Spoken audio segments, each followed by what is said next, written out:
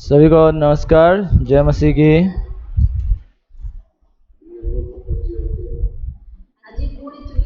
आज चुमी बहन फिर व्यस्त हो गई। सच में आप बिजी होके रहना जरूरी है। मेरे लिए भी खाने के लिए भी टाइम नहीं मिलता है।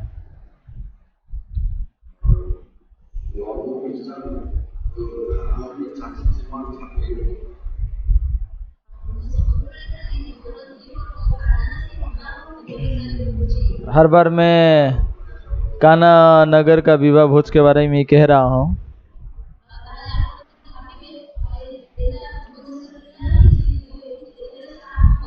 आप सोच रहे हैं ये ट्रेन भुवनेश्वर में ही खड़ा है, कब आगे बढ़ेगा कि नहीं बढ़ेगा।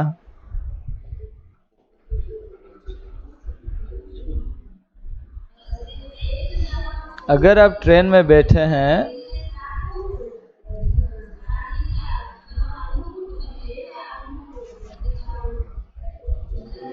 ट्रेन जल्दी जाए या थोड़ा देर में भी जाए, जो भी है स्टार्ट होने से अच्छा है ना।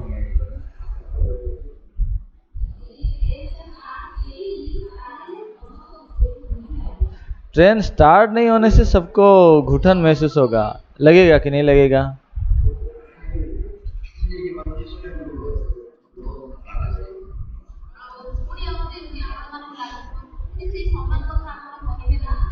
फिर आप सोच रहे हैं वही समान बात बोलेंगे क्या पास्टर, और आगे तो कुछ बोलिए।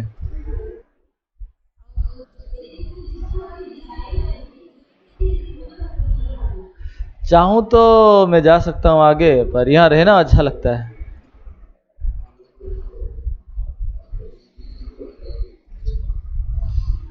और यूहन्ना दूसरा अध्याय का ही पढ़ेंगे, 3 से 22 तक पढ़ेंगे।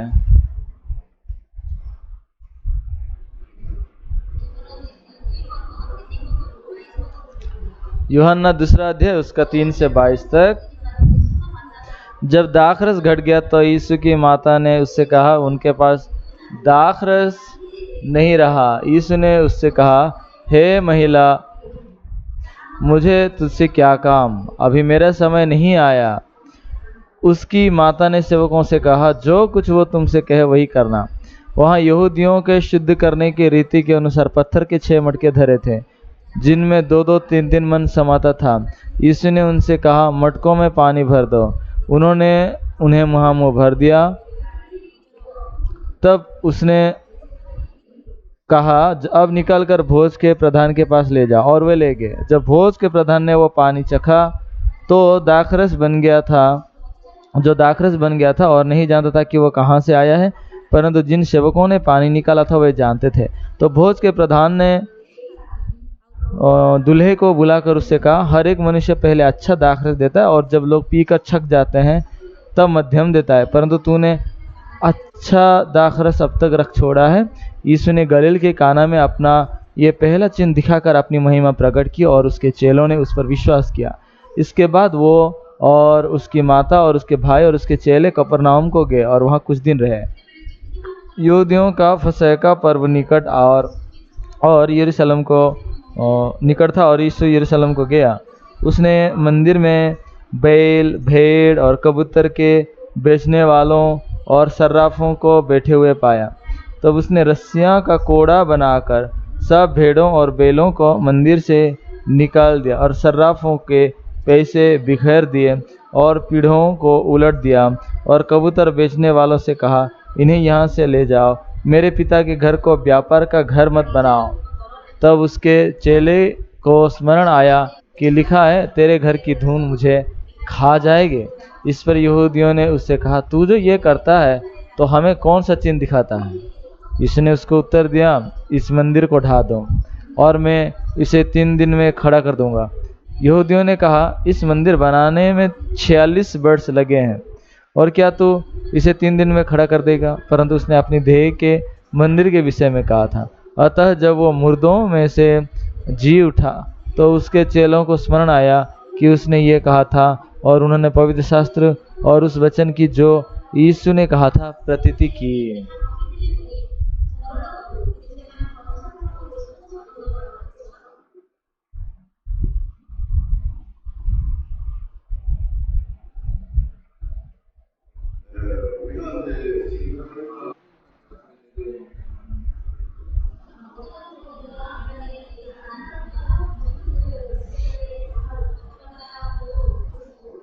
हम अब तक काना के विवाह भोज के बारे में हम बात कर रहे हैं। तो फिर ये दाखरस क्यों बनाया गया?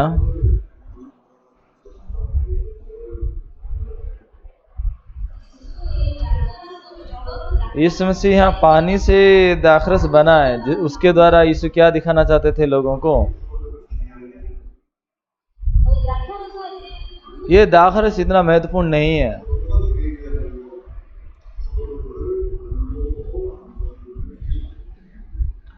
दाखरस इतना महत्वपूर्ण नहीं है, परंतु पानी से दाखरस बनाने वाला यीशु मसीह सबसे महत्वपूर्ण है।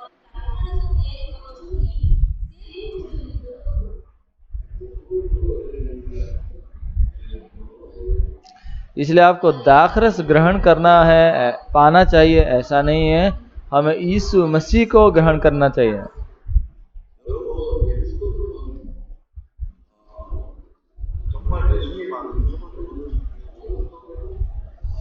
और निश्चित रूप से जिस दाखरस को यीशु बनाया है वो बहुत बहुत अच्छा दाखरस है।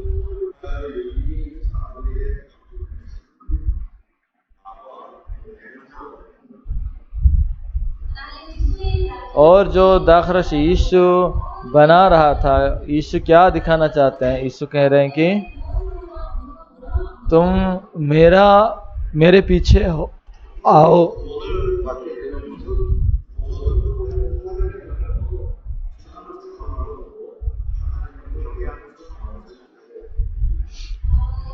उद्धार पाने का मतलब सिर्फ पाप से छुटकारा पाने का नहीं है। ये परमेश्वर का अनुसरण करके, परमेश्वर के संग होके आत्मिक जीवन जीने का अर्थ है नए सिरे से जन्म होना।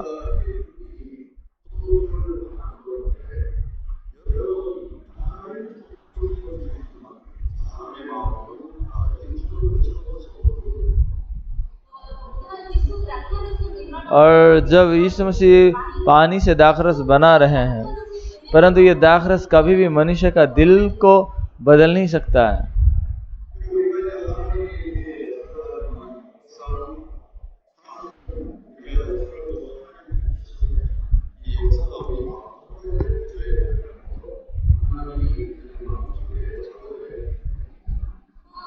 हाँ, हम सच में हमारे लिए परमेश्वर काम तो करते हैं और हम परमेश्वर का काम को अनुभव भी करते हैं, परंतु हमारे दिल में वो काम भर जाने से बदले जो परमेश्वर ने वो काम किया है वो परमेश्वर हमारे दिल में भर जाना जरूरी है।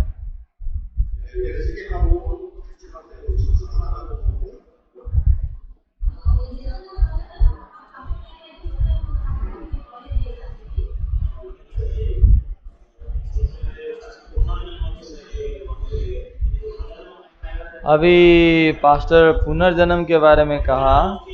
पुनर्जन्म कोई पाप क्षमा नहीं है, परंतु पुनर्जन्म होने के बाद हम पाप क्षमा पाके कैसे चलाए जाते हैं उसके बारे में पास्टर ने कहा। साउथ कोरिया का एक स्टोरी कहना चाहूँगा। वहाँ संगजू करके एक स्थान है जहाँ पे हमारे चर्च के एक प्राचीन है, वो मेलन का खेती करते हैं, यानी कि खरबूज का खेती करते हैं। और सर्दियों में बहुत बर्फ़ होने के कारण बहुत परेशान होते हैं और वहाँ ग्रीन हाउस बना के खेती करते हैं। परंतु ये सोचने लगे कि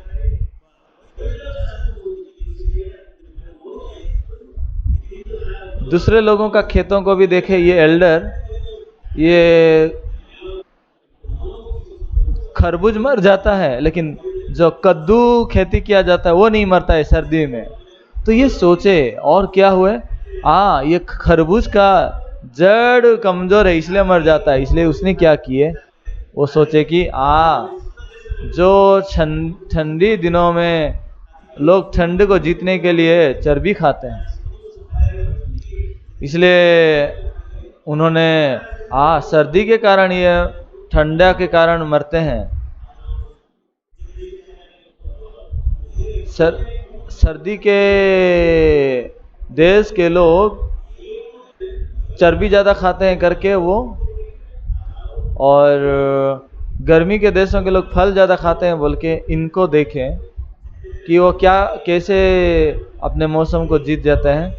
इसलिए उन्होंने क्या सोचा, तरबूज का और कद्दू को उन्होंने 10-10 सेंटीमीटर बढ़ने के बाद उनको कलम किए और डायगोनली ऐसा काट के, तिरछा काट के, और कद्दू का डाली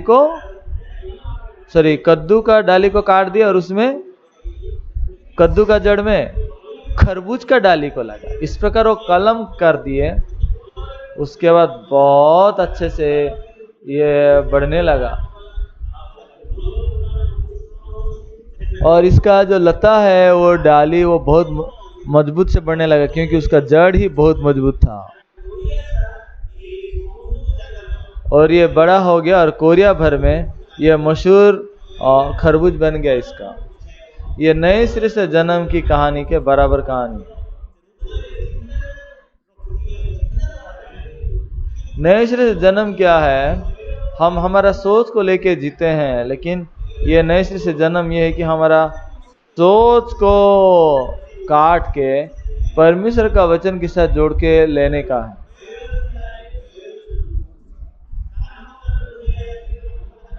लोगों का दिल में जब डर आता है, लोग डर को लेके जीते हैं। कामना का भावना आने से कामना को वो उसके द्वारा चलाए जाते हैं। गुस्सा आने से गुस्सा का मन से जीते हैं। इसलिए हमारा मन वचन के साथ जुड़ जाए, ये कलम है।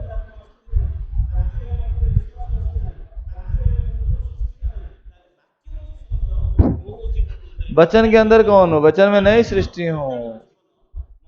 ये नए सिरे से जन्म का जीवन ये मनुष्य के सोच के द्वारा नहीं बल्कि परमेश्वर का वचन के द्वारा होता है। इसीलिए बाइबल में जंगली जैतून पेड़ और अच्छा जैतून पेड़ के कलम के बारे में लिखा है। तो अच्छे जैतून के जड़ पे जंगली जैतून का डाली को लाके वहां साटा जाता है। तो अभी ये जो डाली जंगली डाली है वो अभी अच्छे जड़ पे साटा जाने के द्वारा वो चिकनाई अच्छे डाली का पाता है। तो उस प्रकार भी हमारा जीवन भी न वचन के द्वारा नए सिरे से जन्म होकर चलाए जाने का ये जीवन है। ये शरीर में कोई बदलाव नहीं है, लेकिन हमारे दिल में आत्मा संपूर्ण रूप से बदल गया है। वो वचन है, वो पवित्र आत्मा है जो कि हमारे दिल का मालिक बन के हमें चलाते हैं। एक छोटी सी गवाही में कहना चाहूंगा। मेरा अपना घर जयपुर में है। बचपन से मेरा कुछ बुरी आदतें थी। मैं गांजा पीता था, शराब पीता था। इस प्रकार अभ्यास को द्वारा मैं खींचे जा रहा था, पकड़े गया था, लेकिन छोड़ नहीं पा रहा था।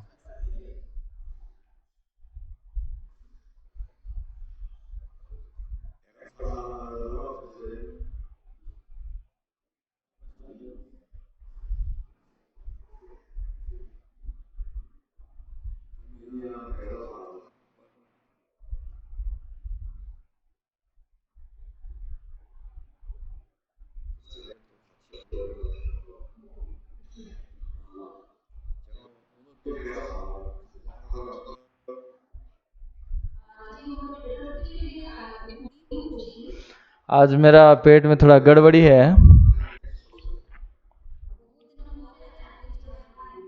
बहुत दिन के बाद झाड़ा हो रहा है मेरा।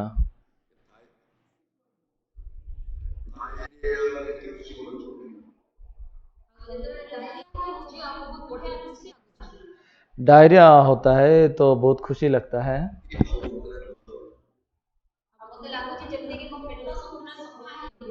मुझे लगता है कि मेरा पेट एकदम साफ हो रहा है।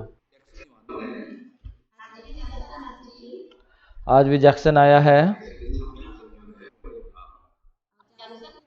जैक्सन को देखता हूँ तो जैक्सन बहुत हैंडसम है।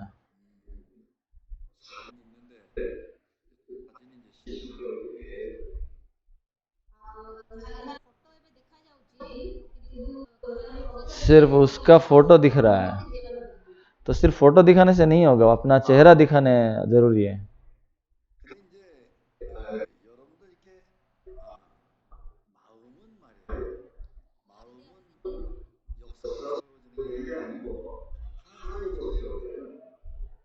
तो जो दिल है, मन सिर्फ परमेश्वर का काम के द्वारा भर जाने से नहीं होगा, परमेश्वर का काम के द्वारा नहीं, परमेश्वर का मन के द्वारा भर जाना जरूरी। इसीलिए अनेक लोग हैं जो दाखरस को पी के आश्चर्य होते हैं और खुश हो जाते हैं।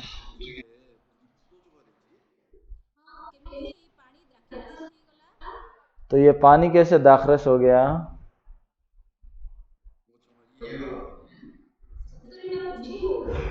ये समझ में नहीं आ रहा है।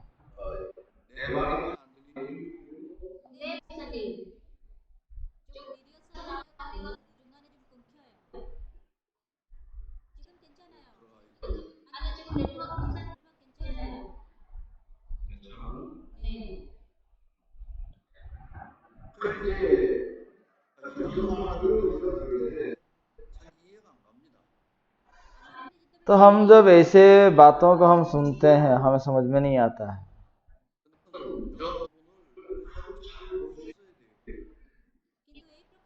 परंतु ऐसे बातें जो हैं आपके दिल में ये सटीक रूप से जान लेना जरूरी है।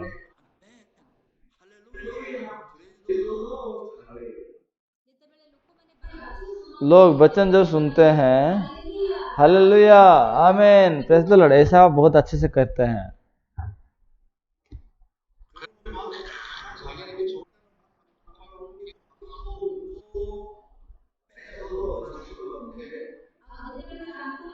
और अगर उनको अच्छा लगता है तो ताली बजाएंगे, खुशी होंगे,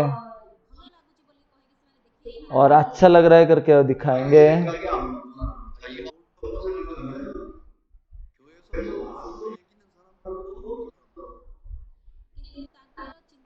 परंतु उनका सोच के अनुसार अगर वचन मैच नहीं करता है, उनका ठीक बातें अगर दिल में हैं, तो सबके सब वो चर्च के विरुद्ध खड़े होने वाले लोग हैं ये।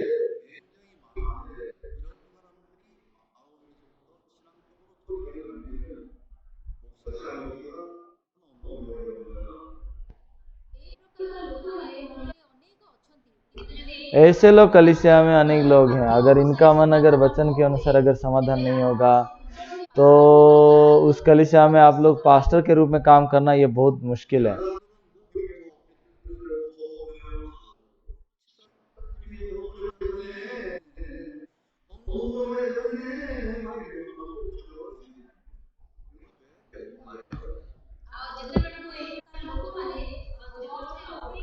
तो ऐसे लोग अगर चर्च में ऑफरिंग देंगे,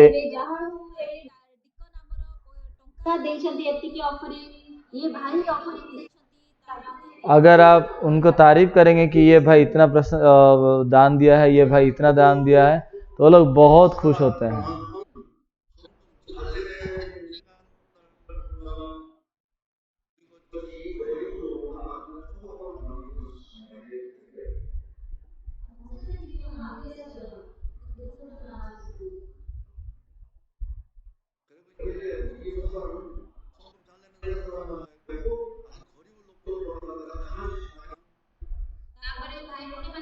तो भाई बहन लोग बोलेंगे कि हमारा पास्टर है ना, वो सिर्फ धनी लोगों को तारीफ करता है, जो गरीब लोगों को पसंद नहीं करता है, तो कुत्ते की तरह, भिखारी की तरह बर्ताव करता है, बोलेंगे।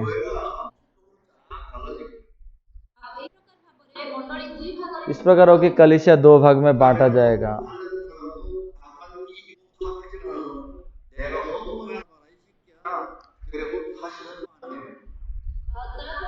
तो फिर उसके बाद जो ऑफरिंग देना चाहते हैं, वो लोग भी गुस्सा करेंगे और बोलेंगे कि देख देख, अभी मैं ऑफरिंग देता हूँ या नहीं देता हूँ, देख ले।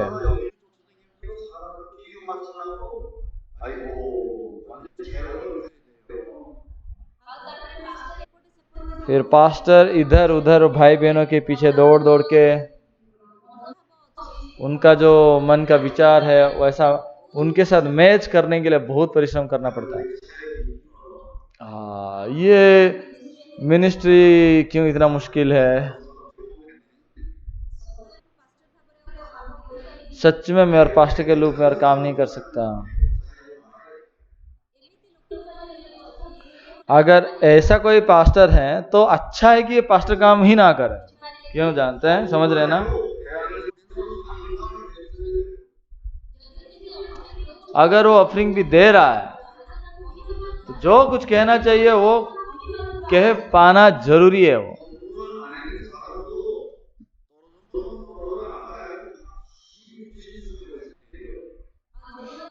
और जो ऑफरिंग दे नहीं सकता है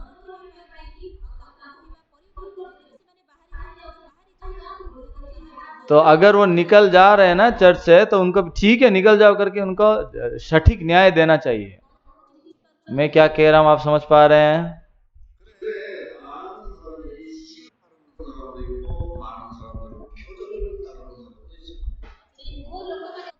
ऐसा अनेक लोग हैं जो ज्ञान के पीछे भागते हैं और अनेक लोग हैं जो चिन्ह के पीछे भागते हैं। समझ रहे हैं?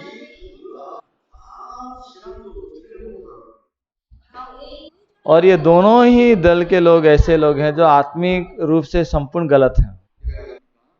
आप समझ पा रहे हैं?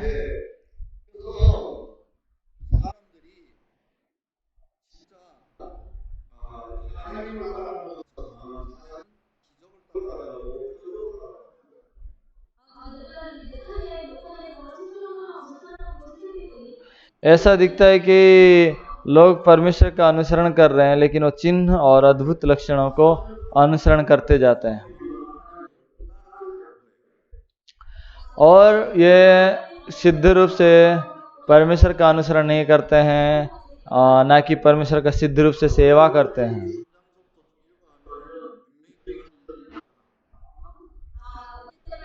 और आगे अगर यूहन्ना 3 अध्याय से अध्ययन करने लगेंगे तब इस प्रकार बातों को आप देख सकते हैं।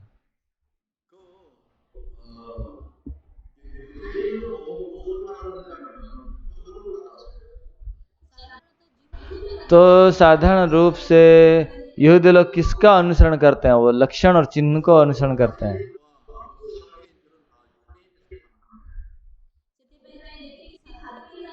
इसलिए जितने भी सादुकी और फारिसी हैं सब यहूदी लोग हैं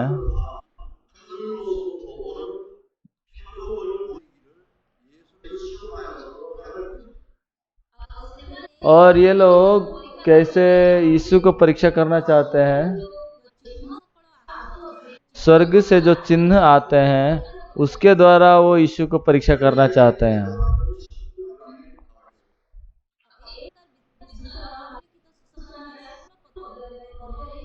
और ऐसी बात मत्ती 16 अध्याय में लिखा हुआ है।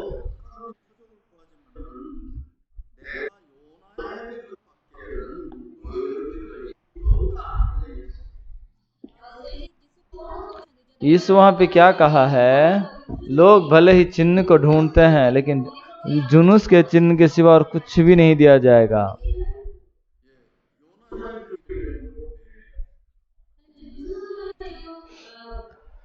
तो जुनूस का चिन्ह क्या है?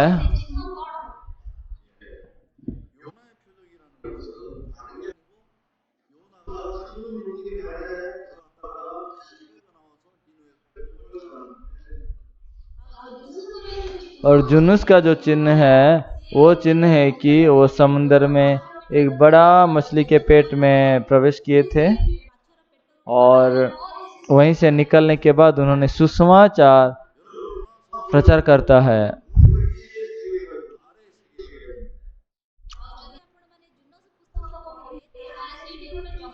जुनूस का पुस्तक यानी कि योना का पुस्तक में पानी के अंदर एक दुनिया है, पानी के बाहर का एक दुनिया है।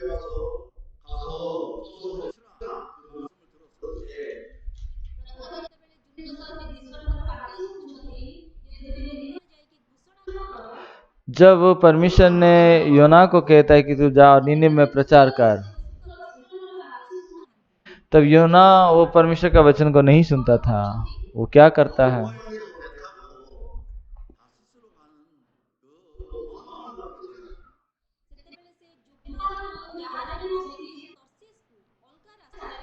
तो फिर वो जोप्पा से जहाज से उतरकर तर्शीश की ओर जा रहा था।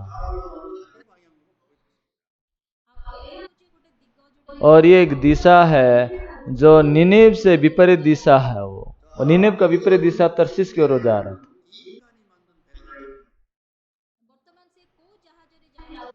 कौन सा जहाज में जा रहा है? वो इंसान बनाया हुआ जहाज में जा रहा था।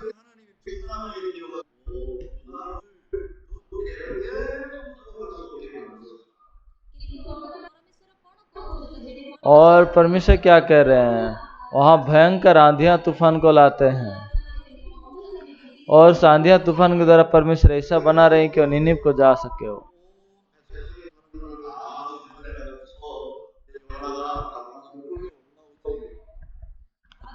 और उनका जो कैप्टन था और लोग थे, वो जहाज के सब कोई वो तूफान का सामना करते हैं और जा नहीं पा रहे हैं। आप ये योना का कहानी तो जानते हैं ना?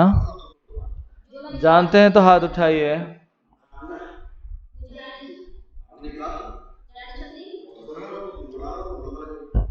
कुछ लोगों को तो अभी योना कौन है नहीं जानते हैं। कोई ऐसा है जो योना के बारे में नहीं जानते हैं? योना,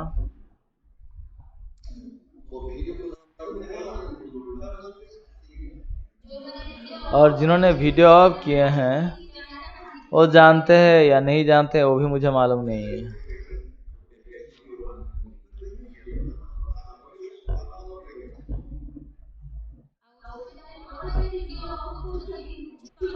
मैं समझ नहीं पा रहा हूँ क्यों वीडियो ऑफ कर रहे हैं। हो सकता है मेरा जैसा आवाज ठीक से नहीं पहुंच पा रहा इसलिए ऑफ किया होंगे।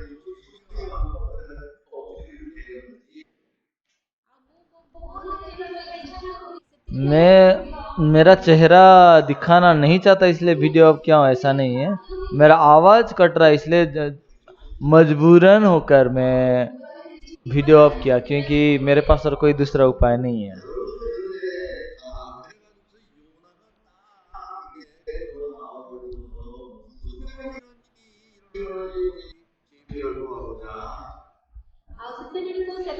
तो उस समय लोग कहते थे कि किस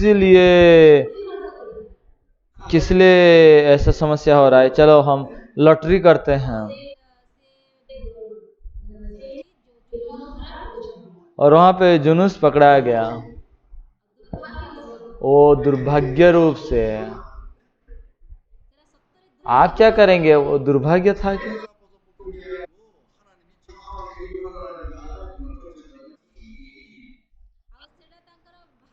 और दुर्भाग्य के कारण वो पकड़ाया गया, ऐसा नहीं है। परमेश्वर ऐसा योजना किए थे इसलिए वो पकड़ाया गया।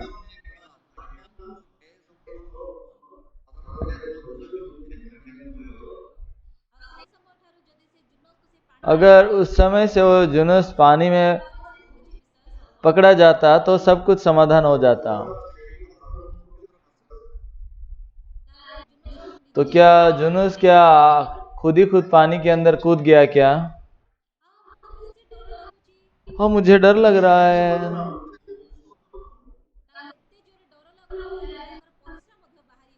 इतना डर के कारण उसका सुसु भी निकल गया।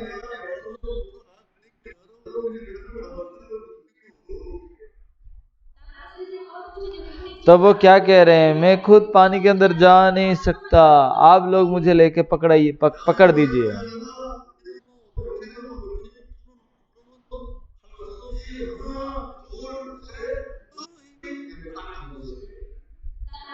तब लोग उसको क्या कर रहे होंगे?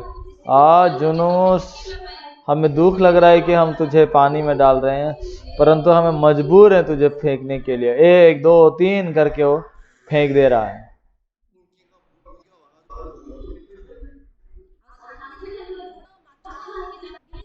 और अचानक एक बड़ा मछली आ जाता है और उन्हें निगल लेता है। और आप कौन सा जहाज में अभी बैठे हैं?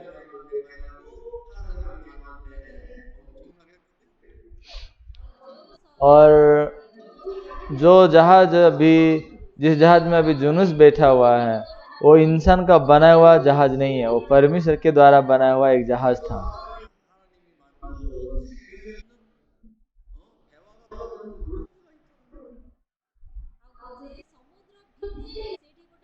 और समुद्र के अंदर जीवन जहां है, ऐसा एक जीवित जहाज है, वो एक बड़ा मछली है।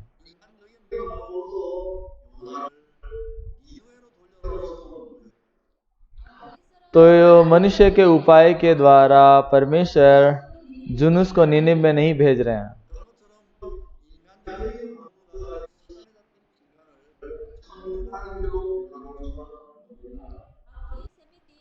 ठीक जैसा नरक जाने के लिए जो व्यक्ति है, वो मनुष्य के उपाय को इस्तेमाल करने के द्वारा आप स्वर्ग स्थानांतर नहीं कर सकते, उसी प्रकार है कि नहीं?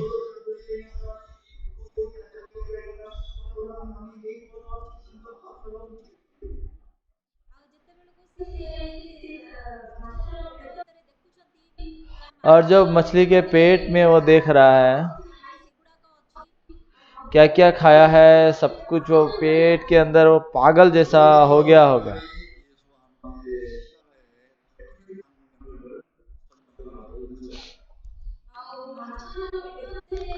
मछली के पेट के अंदर जो योना जो रहा 3 दिन तक, वो एक प्रतिबिंब था। ये क्या प्रतीति करता है कि वो मनुष्य यीशु मसीह के साथ क्रूस पे चढ़ाया गया, इसकी नमूना है।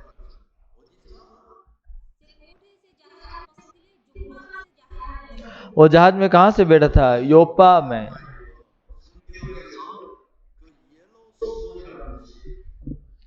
ये जोप्पा जोप्पा करके जो कहा जाता है वो बाइबल में पीला पत्थर है।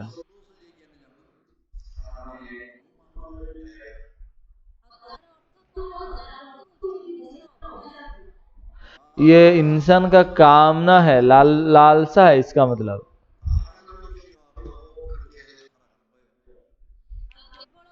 यानी कि इंसान अपने लालसा के कारण परमेश्वर को भी ढूंढता है, सब कुछ अपने ही फायदा के लिए ढूंढता है।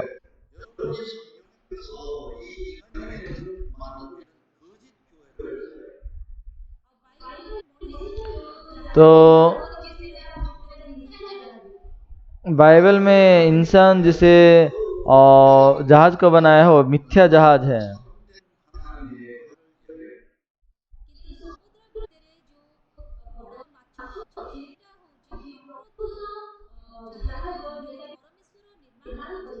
परंतु समुद्र में जो बड़ा मछली है वो एक असली जहाज है जिसे प्रभु ने बनाया है।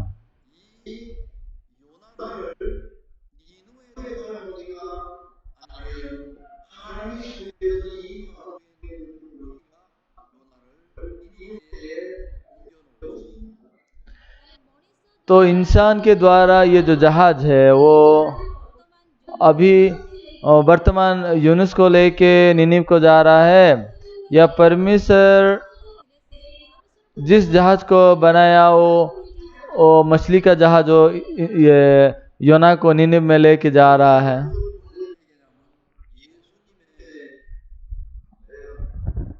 इसका मतलब है कि यीशु कह रहा है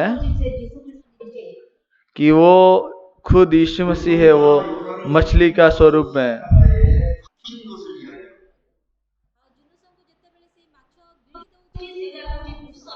और जुनूस को जब मछली निगल लिया, वो क्रूस का प्रतिबिंब है।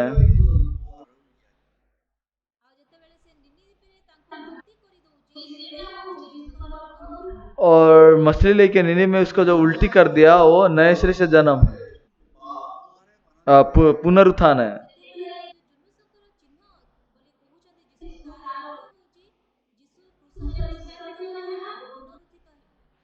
परंतु यीशु को जैसा वो कहे थे उस प्रकार यीशु पुनरुत्थित हुआ है और पुनर्बार जुड़ गया है।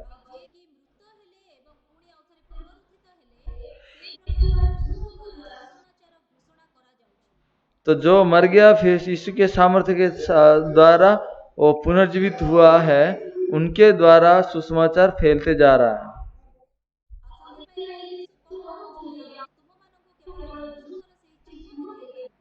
इसलिए यीशु कह रहा है कि मैं तुम्हें योना का चिन्ह को ही दिखा सकता हूँ।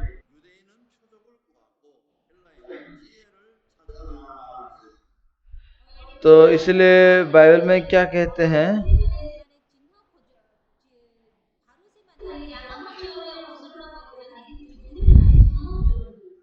फारसी लोग ज्ञान के पीछे जाते हैं, यहूदी लोग चिन्ह के पीछे।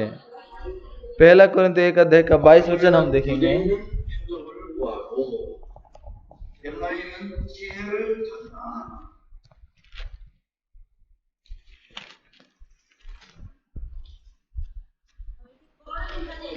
क्या लिखा हुआ है? यहूदी तो चिन्ह चाहते हैं और यूनानी ज्ञान की खोज में हैं।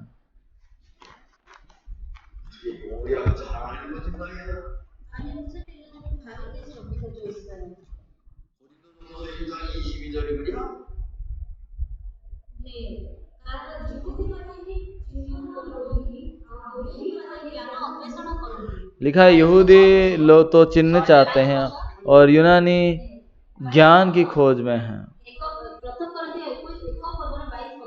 पहला कोरिन्थियों 1 अध्याय का 22 वचन है यह।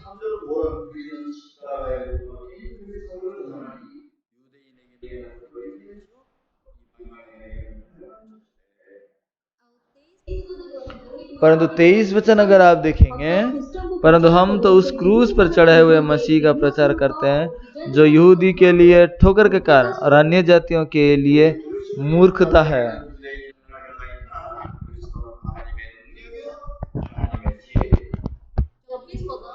24 वचन में देखेंगे, परंतु जो बुलाए हुए हैं, क्या यहूदी क्या यूनानी, उनके निकट मसीह परमेश्वर की सामर्थ्य और परमेश्वर का ज्ञान है।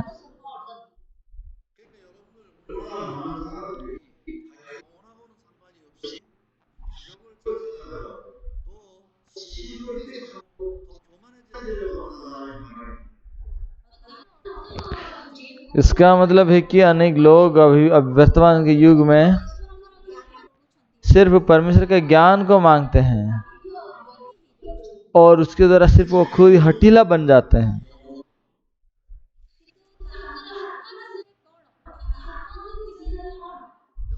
लेकिन उनके आत्मा के बारे में क्या कहेंगे?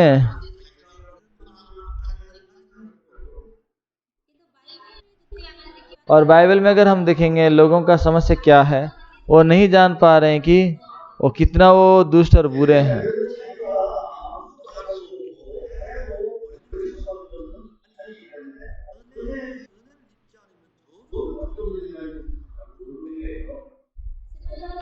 और उनके पास कुछ भी योग्यता नहीं है, अनुग्रह नहीं पाएंगे तो निश्चित रूप से वो मर जाएंगे। तो अनुग्रह के बिना उनका जीवन नहीं है, ये बात उनको समझ में आ जाता है।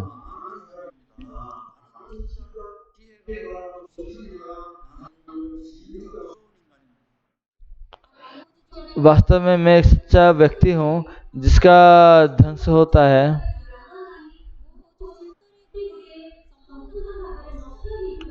मैं संपूर्ण रूप से नष्ट हुआ एक व्यक्ति हूँ मैं,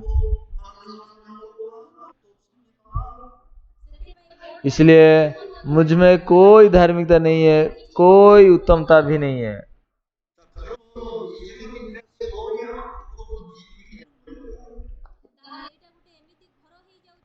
तो ये एक ऐसा घर बन जाता है जहां पर कोई उत्तमता नहीं है।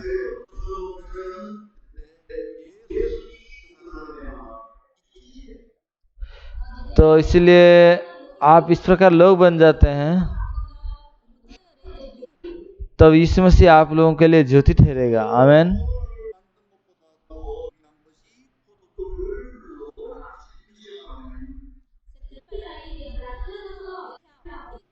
और ये दाखरस से भी अधिक महत्वपूर्ण बात यह है यीशु की, जो यीशु पानी से दाखरस को बनाए हैं। और यद्यपि परमेश्वर को फिर से वापस कर दिए,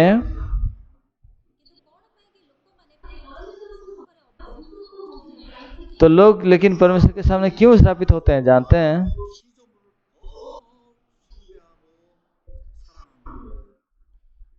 और एक समय था सृष्टिकर्ता के बढ़कर हम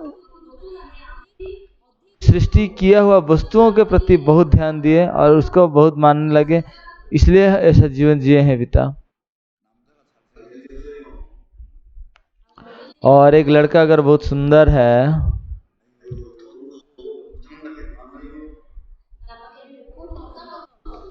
उसके पास बहुत पैसा भी है,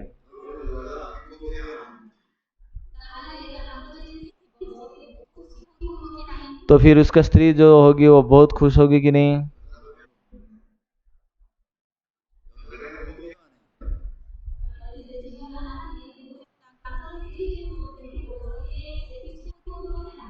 ऐसा अगर किसकी स्त्री है तो वह खुश होगा कि नहीं होगा?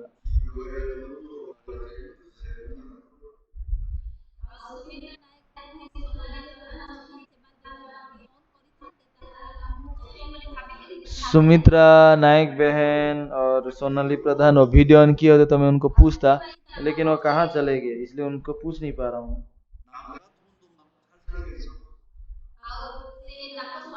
और उनका पति बहुत हैंडसम है और बहुत पैसा रखे हैं।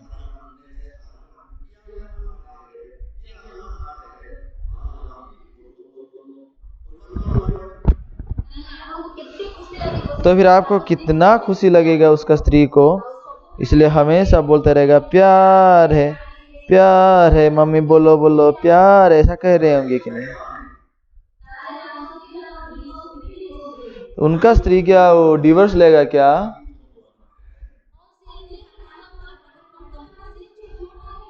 वो इतना हैंडसम है, उसके पास बहुत पैसा भी है, क्यों डिवोर्स लेंगे?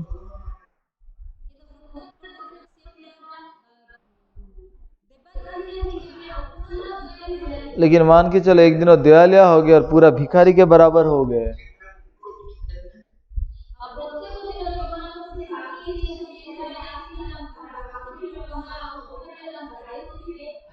प्रतिदिन जो लोग आते थे पैसा मांगने के लिए उनको भी इस समस्या को समाधान करना चाहते हैं, लेकिन कुछ भी समाधान नहीं है, तो क्या करते? क्यों आप लोग जवाब नहीं देते हैं?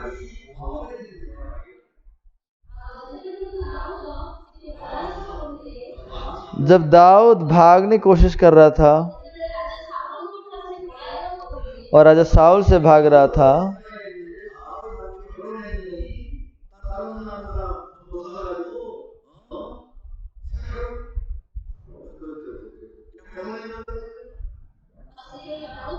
तो दाऊद जिंदा है, तो उसका पत्नी जिंदा है, फिर भी वो दूसरा पति को शादी करके भागना चाहती थी।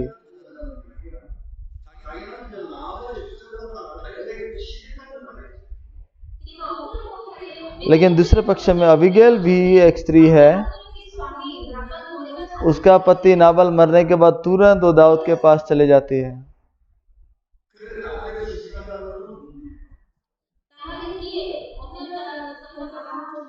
तो यहाँ कौन दूसरे से शादी करता है? और राजा साउल का दूसरा बेटी मिखाल है।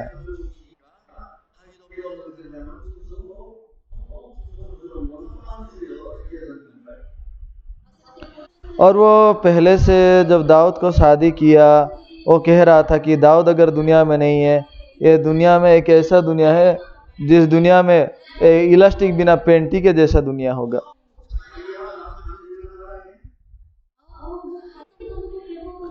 मैं बस तुम्हें ही प्रेम करता हूँ।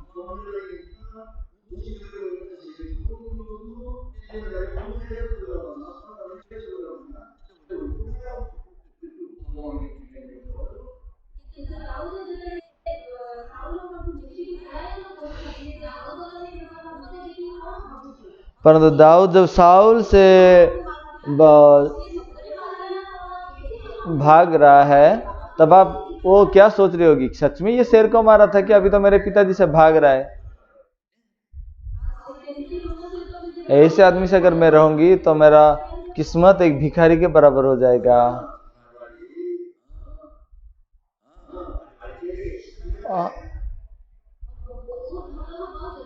ठीक है, ठीक।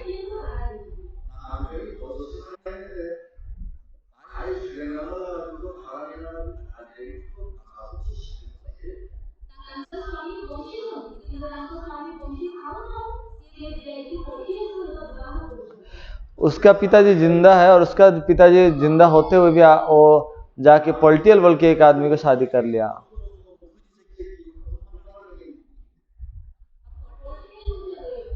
और पॉलिटिकल कैसी औरत है?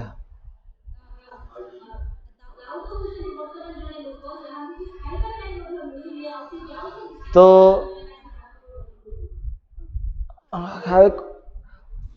खाने को भी नहीं मिल रहा है, ऐसा स्थिति है।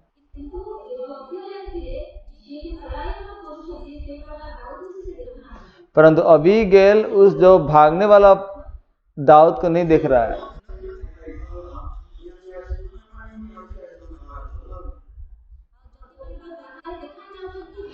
भले कि बाहरी रूप से दाऊद भाग रहे हैं ऐसा दिख रहे हैं,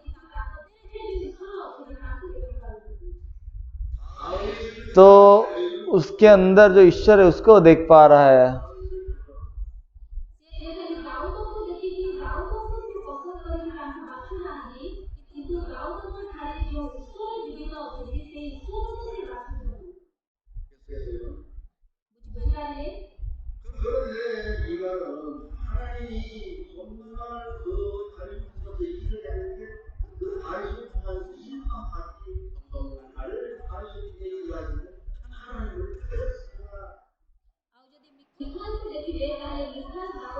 तो मिखाल को अगर आप देखेंगे, मिखाल दाऊद को देख रहा है और दाऊद के अंदर जो परमेश्वर जीवित रूप से काम कर रहा है वो परमेश्वर के उसने त्याग दी है। हाँ कि नहीं?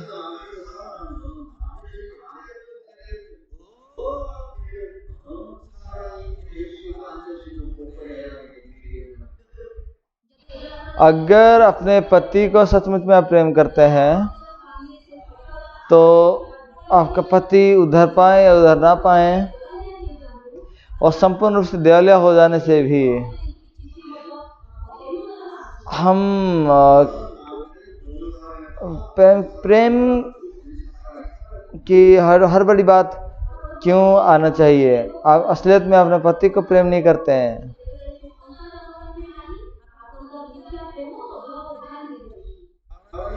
तो मेरा झूठा प्रेम को भी वो उधारी ले लिया है।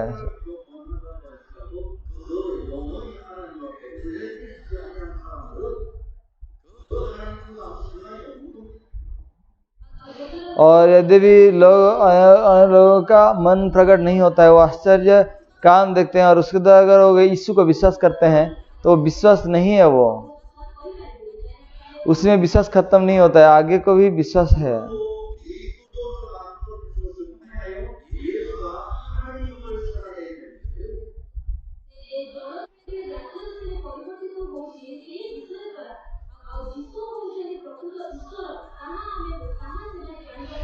परंतु यीशु मसीह असली उजाला है, ये उनको मालूम होना चाहिए था।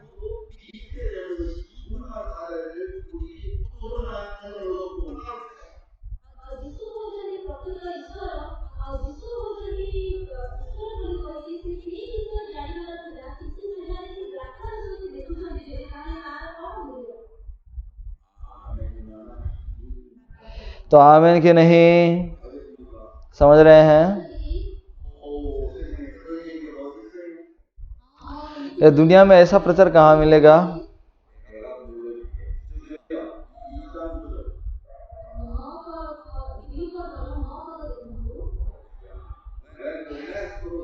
तो यूहन्ना 2 अध्याय का 9 वचन को आप देखेंगे,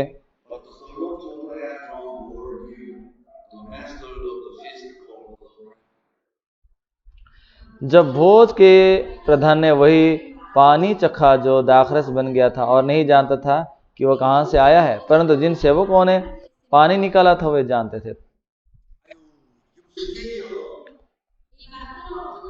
इस वचन का तात्पर्य क्या है?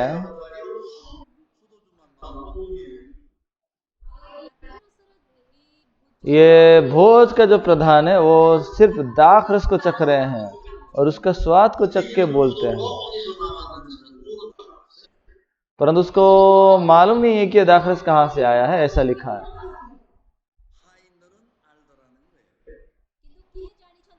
वो कौन जानता है? जिन सेवकों ने वो काम किया था उन्होंने जानते हैं।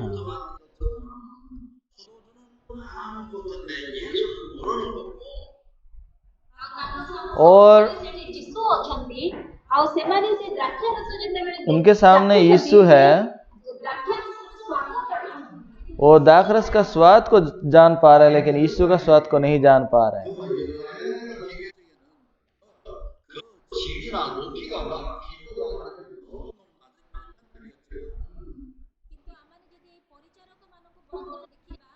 लेकिन इन कर्मचारियों को अगर हम देखेंगे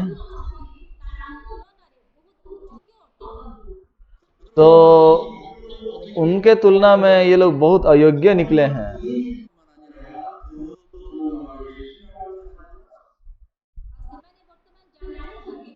अभी वो जानते हैं कि ये जल कैसे दाखरस में ये बदल गया है, उतना ही जानते हैं, बस ये नहीं, बल्कि वो इतना भी जानते हैं कि यीशु मसीह ही सच्चा प्रभु है।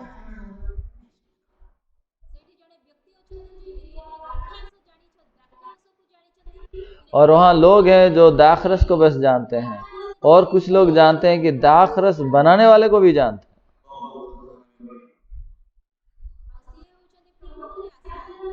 सच में वो आशीषित लोग हैं। वो यहाँ पे जो कर्मचारी और सेवक हैं वो सिर्फ दाखरस को वो स्वाद को भी नहीं चखे हैं,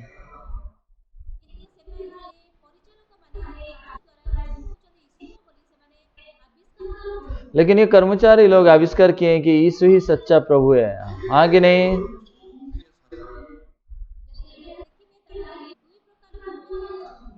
तो अगर आप यहाँ देखेंगे, यहाँ दो प्रकार के लोग हैं।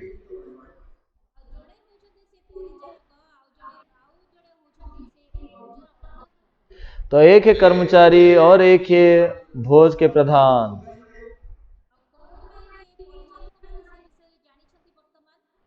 तो क्यों ये कर्मचारी लोग इस बात को जानते हैं?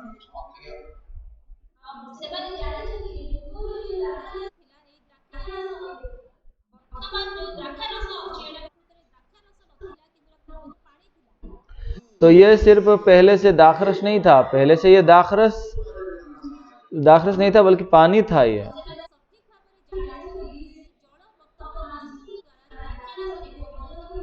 तो ये सेवक लोग जानते थे कि ये पानी के द्वारा ही ये दाखरस बन गया है। और ये ऐसे लोग हैं जिनके पहले और वर्तमान ऐसा स्पष्ट रूप से विभाजित हुआ है।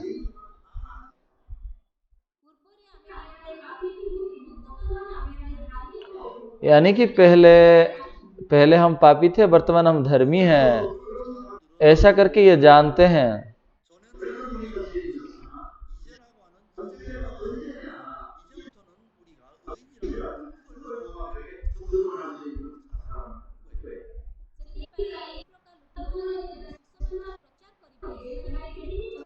तो ऐसे लोग जब सुसमाचार को प्रचार करेंगे, क्या प्रचार करेंगे? मैं पहले पापी था लेकिन वर्तमान अभी वर्तमान जो समय है, अभी का समय को वो प्रचार करेंगे।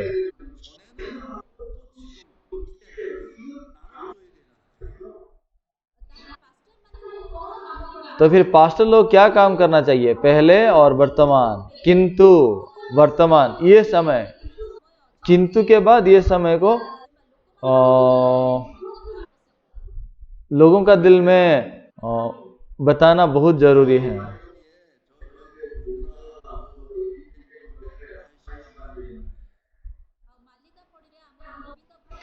मालिकापोड़ी में हमारा गोविंद भाई है, वहां महेश बैठा है। वो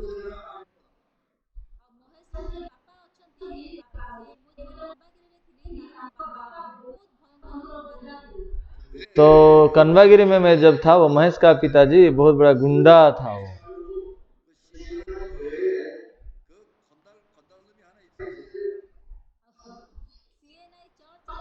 उस समय वो CNI चर्च में गुंडा जो थे वो है मैथ्यू।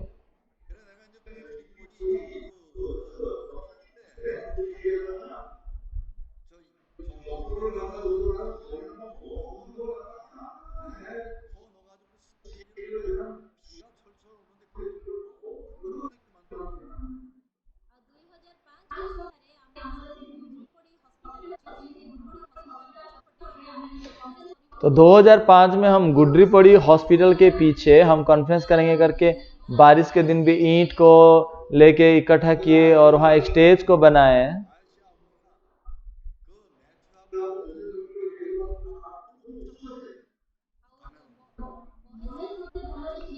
तो महेश मुझे अच्छे से नहीं पहचान सकते, लेकिन उसका पिताजी मैथ्यू वो गुंडा लोगों को और अपने लोगों को लेकर आए और हमारा पूरा स्टेज को तोड़फोड़ कर दिए।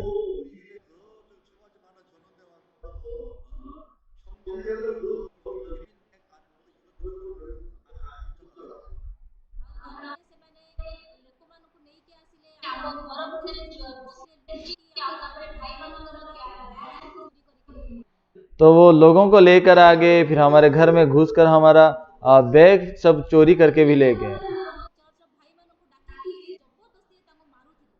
कुछ भी हो जाता तो हमारे चर्च के भाई बहनों को बुलाकर जबरदस्त पिटाई करते थे।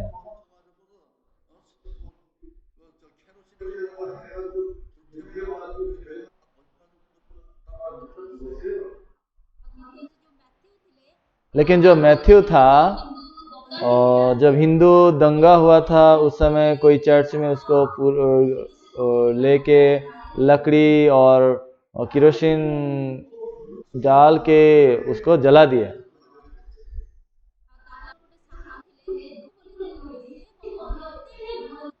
उनका एक दोस्त था डुल्लू करके, वो भी भयंकर व्यक्ति था वो।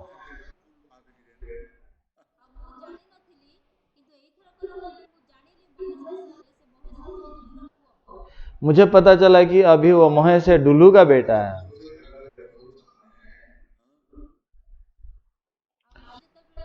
जब मैं अभी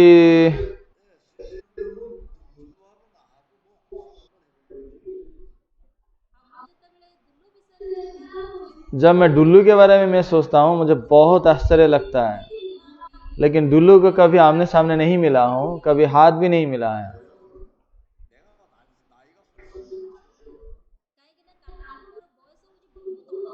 क्योंकि उनसे मेरा उम्र बहुत ज्यादा है।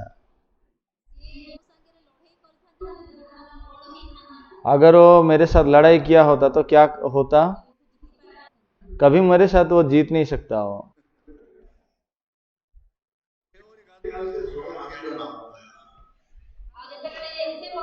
तो इतने साल के बाद उसका बेटा एक जन्मा है।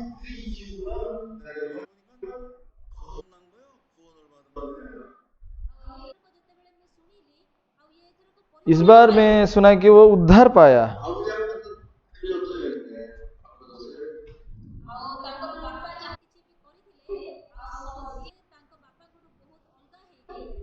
तो उनका पिताजी जो कुछ भी किए थे उससे ये संपूर्ण रूप से अलग हो गए। और ये चेहरा भी बहुत सुंदर है, बहुत हैंडसम है।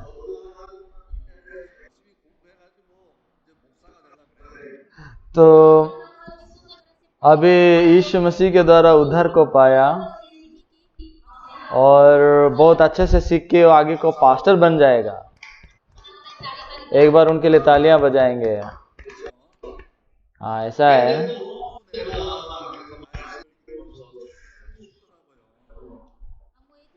तो मैं जब इस बार महेश को मिला तो मैं बहुत खुश हो गया।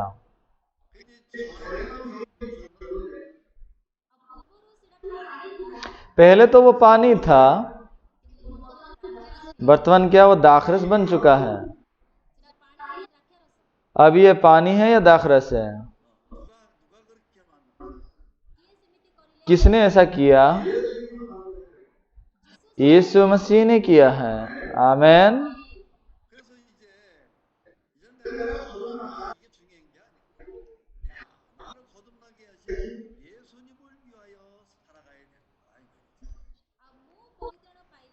मैं उद्धार पाया उतना महत्वपूर्ण नहीं है, लेकिन जिस यीशु मसीह ने मुझे उद्धार दिया, जिसके कारण मैं आज जिंदा हूं, यह बहुत महत्वपूर्ण है। और जैक्सन यहाँ घूम रहा था, अभी कहाँ चला गया वो?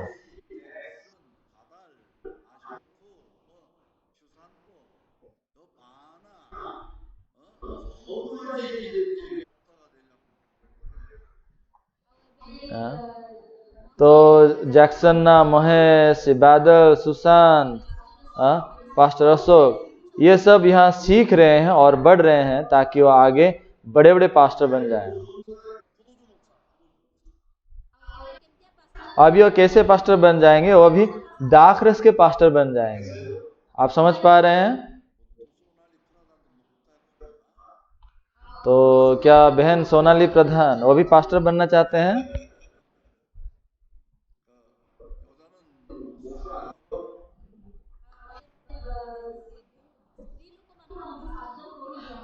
हमारे यहाँ स्त्री लोगों को पास्टर नहीं बनाते हैं, लेकिन वो शिक्षक बन सकते हैं। वो शिक्षक पास्टर बन सकते हैं। वो आप कभी कभी भी आएंगे तब भी हम पोजीशन नहीं देंगे। हम सुमित्रा बहन की तरह आपको डेली आना पड़ेगा, ठीक है? बाइबल अगर आप अध्ययन करेंगे, बहुत खुशी की बातों को आप जान सकते हैं।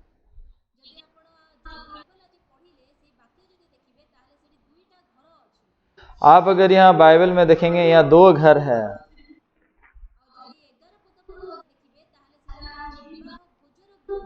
तो 11 वचन तक विवाह भोज का घर है। वो घर में खुशी है या दुख है?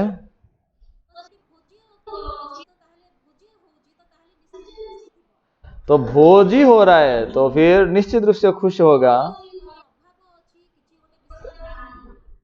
लेकिन यह अभाव है और कुछ तो नहीं है वहां।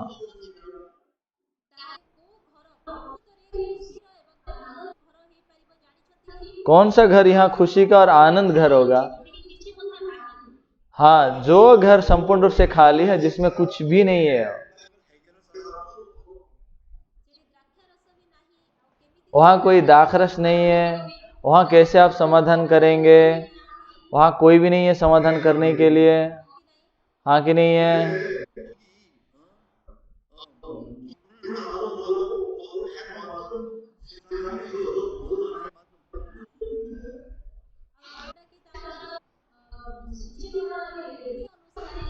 उनका शुद्धिकरण किए जाने के रीति के अनुसार जो पत्थर के मटकी है, वहां पानी ही नहीं है, वो भी खाली है।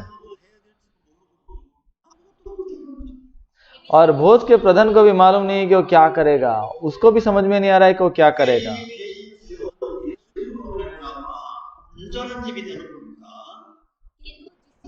अभी यीशु मसीह के द्वारा ये घर अभी वर्तमान सिद्ध घर में बदल जा रहा है। आमीन।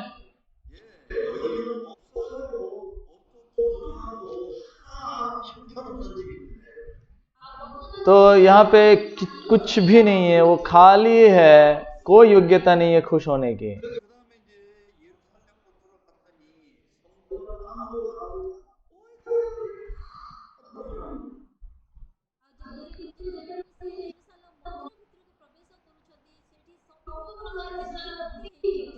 पर जब यरूशलेम मंदिर में प्रवेश करता है तो वहां सब कुछ भर्ती हुआ है।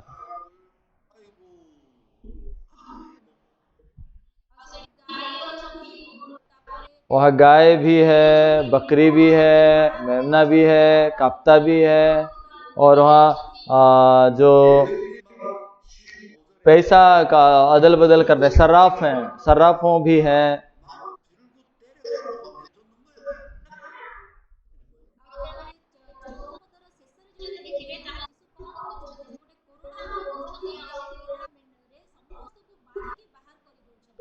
फिर अंत में जब इसको आप देखेंगे तो 15 में लिखा है कि तब उसने रस्सियों का एक कोड़ा बनाकर इन सबको निकाल देते हैं। लेकिन काना के विवाह भोज में यीशु गुस्सा नहीं कर रहे हैं।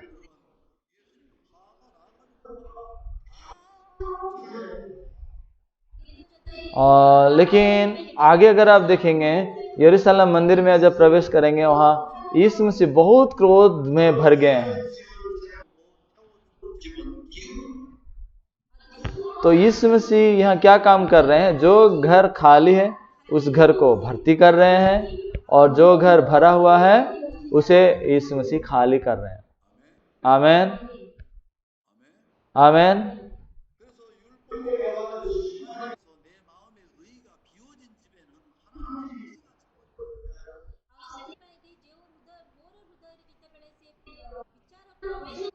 तो मेरे दिल में जब विचार परमेश्वर का न्याय प्रवेश करता है और परमेश्वर का न्याय के द्वारा मेरा मन संपूर्ण खाली हो जाता है, तब यीशु मसीह वहां भर जाते हैं।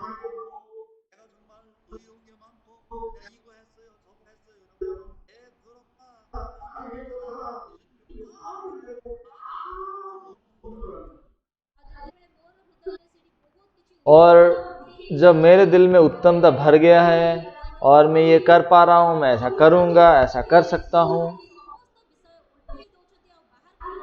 तब यीशु आके सब बातों को पलट देते हैं।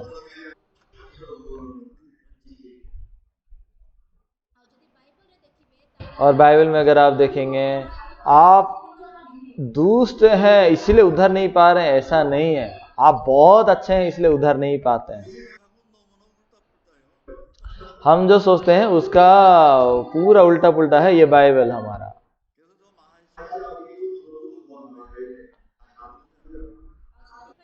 तो इसलिए महेश का पिताजी जो है डुल्लू, वो भी उधर पाना चाहिए क्योंकि वो भी बहुत दुष्ट है ना?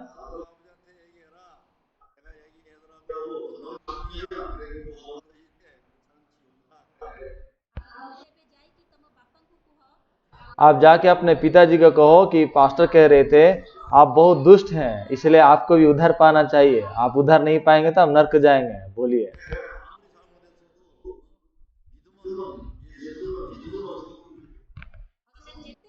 फिर वो जितना भी गलत क्यों ना किए हैं, अगर वो यीशु मसीह को विश्वास करेंगे तो स्वर्ग उनके लिए है। आमीन।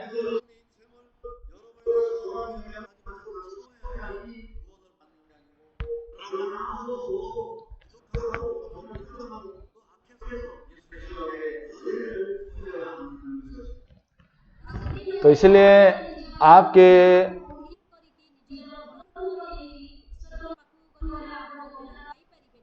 आपका रूप को आप सटीक बना के उद्धार पाएंगे प्रभु के पास, ऐसा नहीं है, बल्कि आपका कोई योग्यता नहीं है तब आप स्वर्ग राज्य जा सकते हैं। यूहन्ना 2 अध्याय में यहाँ 2 घर है।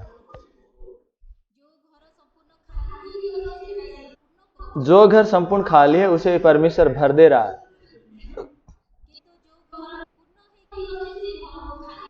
लेकिन जो घर भरा हुआ है उसे यीशु मसीह खाली कर रहा है।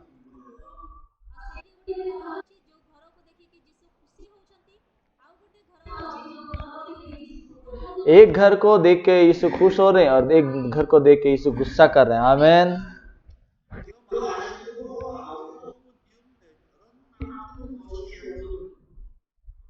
तो महेश भी अपने पिता को गुस्सा कर सकता है, तुम इतना दुष्ट हो।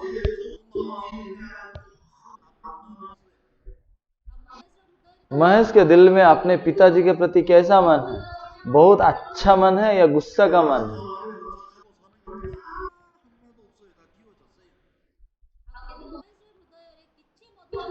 लेकिन महेश के दिल में अपना कोई भी उत्तमता नहीं है, परमेश्वर उस सबको खाली कर दिया है। हे दुष्ट, तुझमें तेरे लिए अगर अनुग्रह नहीं है तो स्वर्ग नहीं जा सकता। इस प्रकार अनुग्रह को प्रभु दिए हैं, इसलिए वो उद्धार को पाया है। जैक्सन समझ पा रहे हैं? पास्टर अशोक भी आप समझ पा रहे हैं? बादल आप समझ पा रहे हैं? बादल भी दुष्ट है, इसलिए परमेश्वर दया किए, इसलिए आप उद्धार पाए हैं।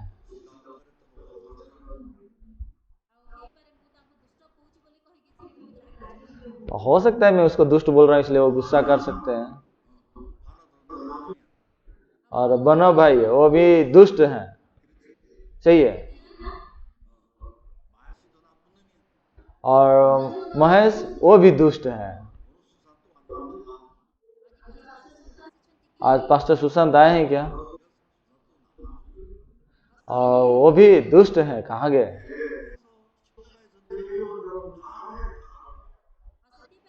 तो इसलिए क्रूस पे कौन उतर के आ रहा है? जो क्रूस से उतरा वो है बराब्बा, समझे?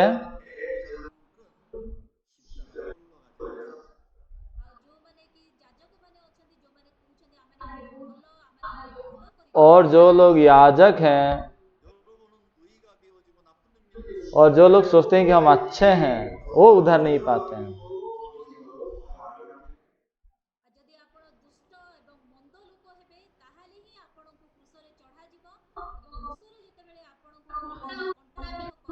आप अगर दुष्ट हैं तब जाके आपको क्रूस पे चढ़ाया जाएगा और उसमें कीला ठोक देने के बाद आपका जब मृत्यु होगा तब से आप उतारे जाएंगे।